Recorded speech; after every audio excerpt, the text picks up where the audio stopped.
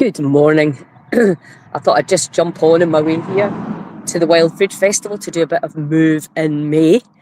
And I think we're all starting to realise that movement's just not about doing intensive aerobic or even anaerobic exercise. It's very much about moving the body and assisting it to do its elimination and to keep it well oiled and to keep the lymph system glowing and flowing, the lymphatic system. I don't know if you watched the podcast with Nicola Harkins, an absolute expert in the lymphatic system, and talking about how we can brain the drains and how our brain gets power washed through the night, but we need to be sleeping in order for that to happen. And so I had a huge sleep last night. Hay fever hit me like a ton of bricks. And so my brain was super hosed and cleansed. And so I thought I'll just come on for a quick reminder as to how we can really help. We know the big six. So coming in here and really move that lymphatic system. Remembering what Nicola said about your head being upright and not being tilted forward like we often are with our phones, with our laptop, looking down instead of looking up. So really making an effort today to keep your head up so that the body can do, because the body knows what to do. The big problem for us is that we inadvertently don't understand. So if your head's like this and the brain gets to drain quite naturally, but if your head's like this, you're actually creating another bottleneck. So let's give that area a nice, let's drain that brain. And then into the armpit. Remember, not the arm puff. Again, you're just looking at giving the body a hand.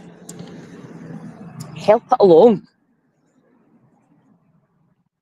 And really, all I'm doing is reminding you